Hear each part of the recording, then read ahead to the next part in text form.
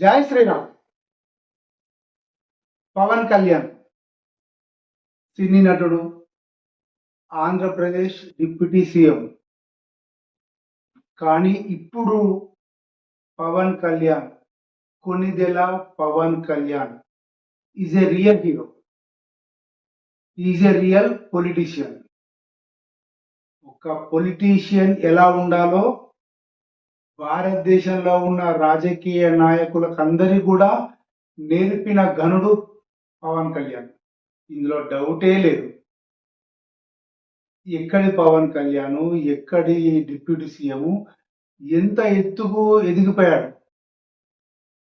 పవన్ కళ్యాణ్ జనసేన పెట్టినప్పుడు ఏదో గ్లాసు గుర్తు వచ్చిందని చెప్పి అబాసు పాలు చేసి నవ్వుకున్న, ఆ గ్లాసు పలిగిపోద్దిరాబాయ్ అని చెప్పి నవ్వుకున్న కొందరు రాజకీయ నాయకులు ఈనాడు పవన్ కళ్యాణ్ యొక్క ఎదుగుదలను చూసి ఈర్ష్య పడే స్థాయికి వచ్చేసాడు.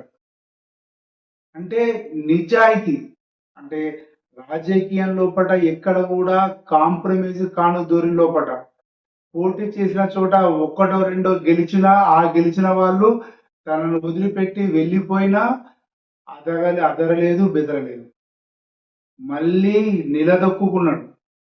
పోటీ చేసిన ఆంధ్రప్రదేశ్లో పోటీ చేసిన అన్ని స్థానాల్లో విజయం. ఇది ఒక రకంగా భారతదేశంలో రికార్డే. అంటే 25 పోటీ చేస్తే 24 వచ్చి ఉండొచ్చు, లేకపోతే 5 వచ్చి ఉండొచ్చు, లేకపోతే ఎన్నో కొన్ని వచ్చి ఉండొచ్చు. కానీ పోటీ చేసిన 5 స్థానాల్లో 5 స్థానాలు గెలవడం అన్నదో, లేదా పోటీ చేసిన 25 స్థానాల్లో 25 గెలవడం అనేది అంటే 100% సక్సెస్ రేటు సాధించిన రాజకీయ నాయకుడు, పార్టీ అధ్యక్షుడు. సార్ ఇవన్నీ మనం ఒక రకంగా చెప్పుకోవడానికి ఎంతైనా చెప్పుకోవచ్చు. ఒక మనిషిని పోడడం కాదు, సద్విమర్శ చేయడం చాలా అవసరం. కానీ ఒక్కటి మాత్రం పవన్ కళ్యాణ్ మెచ్చుకోవాల్సిన విషయం, మోడీతో దోస్తాన్ అంటే మోడీతో స్నేహం చేసిన తర్వాత ఈ రాముడు సుగ్రీవు లెక్క ఉందా, లేదా రాముడు వాలిలాగా ఉందా, రాముడు ఆంజనేయులాగా ఉందా, రామ లక్ష్మణ్ లాగా ఉన్నారా, లేకపోతే అన్నదమ్ముల్లాగా కలిసి ఉన్నారా తెలియదు. కానీ ఆ బంధం ఏందో తెలియదు. కానీ మోడీ పవన్ కళ్యాణ్ ఎంతగా నమ్మాడో పవన్ కళ్యాణ్ మోడీని కూడా అంతే నమ్మాడు.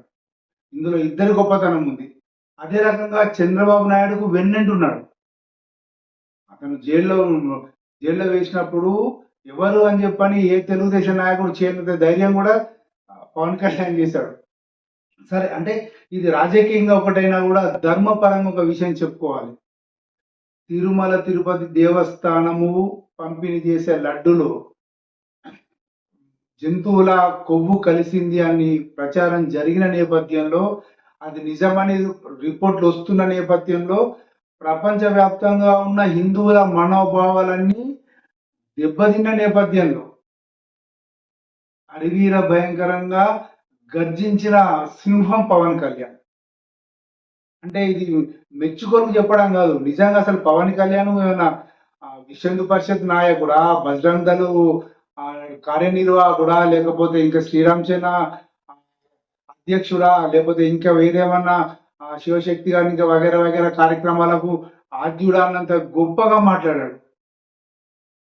అది ఎంత అద్భుతంగా ఉన్నది.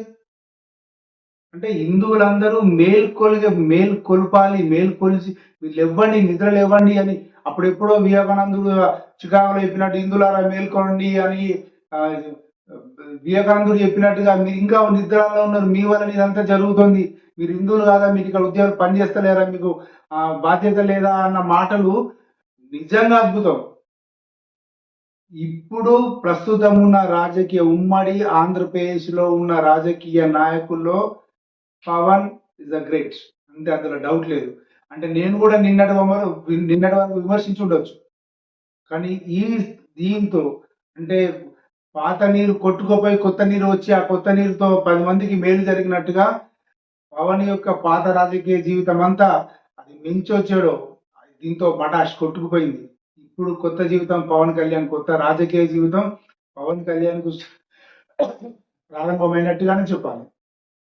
మామూలు డెవలప్మెంట్ కాదు, మామూలు ఆవేశం కాదు, మామూలు లెక్క కాదు. ఇది ఏదో మామూలుగా సింపుల్ గా తీసేయడానికి లేదు. నిజమైన హిందుత్వ రూపాన్ని సంతరించుకున్న నరసింహమూర్తిలాగా కనిపించాడు పవన్ కళ్యాణ్. ఈవెన్ దో నిజమైన అంటే ఆంధ్రప్రదేశ్లో ఉన్న బీజేపీ నాయకుల కంటే తెలంగాణలో ఉన్న కొందరు బీజేపీ నాయకుల కంటే కూడా పవన్ కళ్యాణ్ చాలా గొప్పగా మాట్లాడాడు. అంటే ఒక బాధ్యతగా మాట్లాడాడు. ఇలా ఎందుకు చేస్తున్నారు, ఎందుకు చూస్తున్నారు అని చెప్పి ఆ మాట్లాడిన మాటలు చాలా చాలా అప్రిషియేట్ గా ఉన్నాయి, చాలా గౌరవంగా ఉంది, చాలా హుందాగా కూడా ఉంది. మళ్ళీ ప్రాయచిత్త ఏదో చేస్తున్నాడు, ప్రాయచిత్తం చేయాలని చెప్పి ఒక యాగం చేస్తున్నాడు, లేదా దీక్ష తీసుకుంటున్నాడు.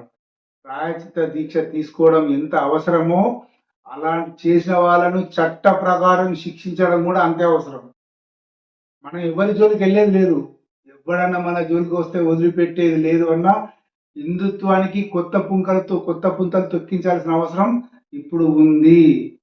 अपन किसी का हाथ पकड़ने का नहीं, अगर कोई हाथ पकड़े तो छोड़ने का नहीं. ఈ సిస్టమ్ ఇప్పుడు హిందుత్వంలోపలికి రావాలని చెప్పనే చాలా మంది కోరుకుంటున్నారు. ఈ క్రమంలో పవన్ కళ్యాణ్ చెప్పిన మాటలు, చేస్తున్న కార్యక్రమాలు చాలా చాలా చాలా అభినందనీయం. జై శ్రీరామ్.